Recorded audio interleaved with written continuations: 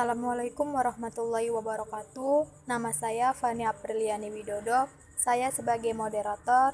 Kami dari kelompok 3 akan mempresentasikan hasil diskusi kami yang berjudul Pengertian Sholat dan Puasa dalam Al-Quran dan Hadis serta nilai-nilai pendidikan jiwa dalam sholat dan puasa, yang akan dipresentasikan oleh teman-teman saya, yaitu Nadia Safira Ritonga, Nur Ainun Mardia Rangkuti, Nur Laila Sapitri, Putri Farika Ramadhani, Salsabila Alexandra, Jessica Wanda Hamida. Adapun submateri yang akan kami bahas kali ini yaitu pengertian sholat dalam Al-Quran dan Hadis, pengertian puasa dalam Al-Quran dan Hadis, nilai-nilai pendidikan jiwa dalam sholat, dan terakhir nilai-nilai pendidikan jiwa dalam puasa. A. Pengertian sholat dalam Al-Quran dan Hadis. Sholat adalah pendakian orang-orang beriman serta doa orang-orang soleh. Sholat memungkinkan akal terhubung secara langsung dengan Sang Pencipta, menghindarkan seluruh kepentingan personal dengan material. Hal itu menyelamatkan diri dengan menghancurkan depresi serta menghapus kegelisahan. Sholat adalah media terbesar untuk menghubungkan seorang hamba dengan Tuhannya. Sholat juga menjadi wasilah atau perantara yang sangat penting untuk membentuk tameng agama bagi seorang anak. Perkataan sholat dalam pengertian bahasa Arab berarti doa, sebagaimana tertera di dalam firman Allah Subhanahu wa Ta'ala surah At-Taubah ayat 103 yang artinya, berdoalah untuk mereka, sesungguhnya doamu itu menumbuhkan ketentraman jiwa bagi mereka, dan Allah Maha mendengar lagi Maha mengetahui. Menurut istilah, sholat adalah suatu ibadah yang meliputi ucapan dan peragaan tubuh yang khusus, dimulai dengan takbir dan diakhiri dengan salam atau taslim. B. Pengertian puasa dalam Al-Quran dan Hadis. Puasa merupakan ibadah yang memiliki keistimewaan dibandingkan dengan ibadah-ibadah yang lain, seperti dituntutnya pelaku untuk benar-benar ikhlas melakukannya. Karena ibadah puasa boleh dikatakan sebagai ibadah yang sifatnya rahasia, maka puasa hanya dapat dilaksanakan dengan baik oleh orang-orang yang beriman saja. Pengertian puasa secara etimologi. Kata puasa yang dipergunakan untuk menyebutkan arti dari al-syaum dalam rukun Islam keempat ini dalam bahasa Arab disebut sauma, yang berarti puasa. Menurut El-Mardiwarsito dalam bahasa Kawi disebut upawasa, yang berarti berpuasa. Pengertian puasa secara terminologi.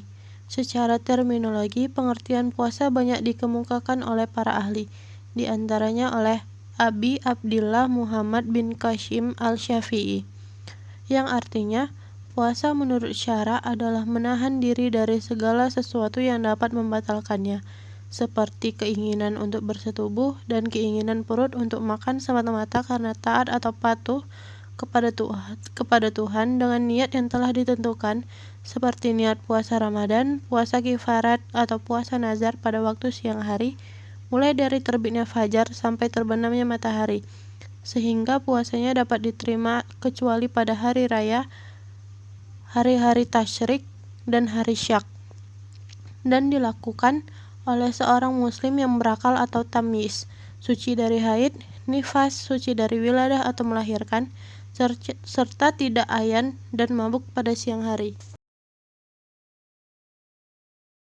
C. Nilai-nilai pendidikan jiwa dalam sholat. Adapun beberapa nilai-nilai jiwa dalam pendidikan sholat diantaranya yaitu: yang pertama, sholat mendekatkan kepada Allah Subhanahu wa Ta'ala. Yang kita ketahui, sholat itu kan tiang agama gitu kan. Jadi setiap apa yang kita minta, insya Allah Allah akan memberikannya.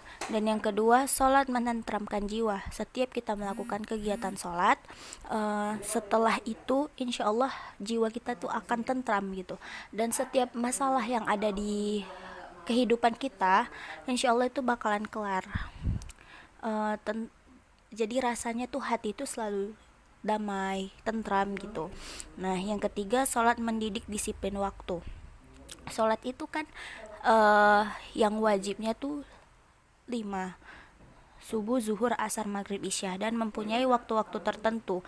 Jadi dengan adanya kita melakukan sholat tadi tuh kan, jadi kita tuh terbiasa disiplin waktu.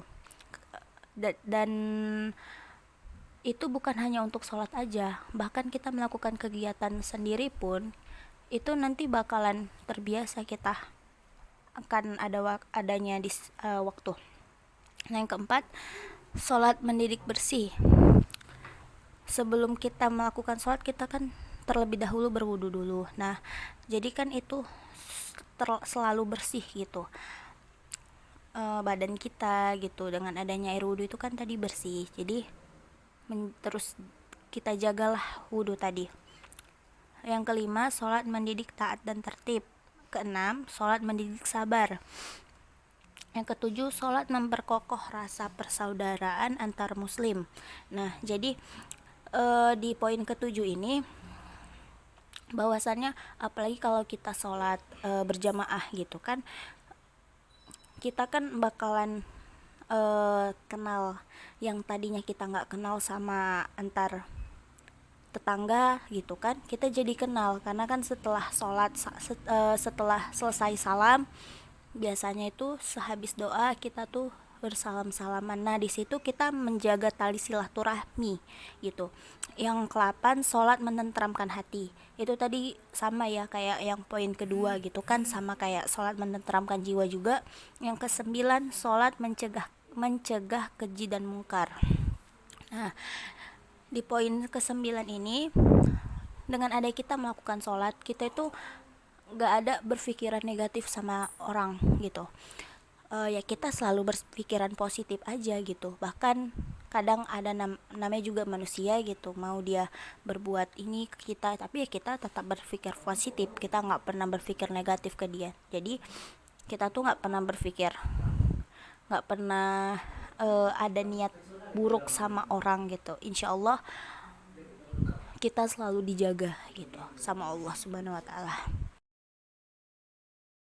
Nilai-nilai pendidikan jiwa dalam puasa. Ibadah puasa dapat menjadi sarana pendidikan akhlak dan latihan jiwa. Yang pertama, mendidik manusia berjiwa sosial tinggi. Yang kedua, mendidik manusia untuk bersikap jujur dan amanah.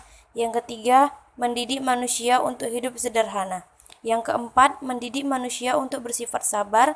Yang kelima, mendidik manusia untuk mengendalikan hawa nafsu. Pengaruh puasa terhadap kesehatan jasmani diantaranya adalah memberi kesempatan istirahat pada alat pencernaan, membersihkan tubuh dari racun dan kotoran, menambah jumlah sel darah putih dan meningkatkan daya tahan tubuh, memperbaiki fungsi hormon, meremajakan sel-sel tubuh, meningkatkan fungsi-fungsi organ tubuh, meningkatkan fungsi organ reproduksi, mengurangi resiko stroke, melindungi ginjal, dan terakhir terhindar dari serangan jantung.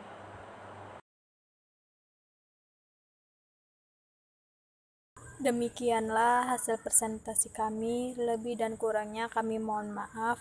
Wabillahi taufiq walhidayah. Wassalamualaikum warahmatullahi wabarakatuh.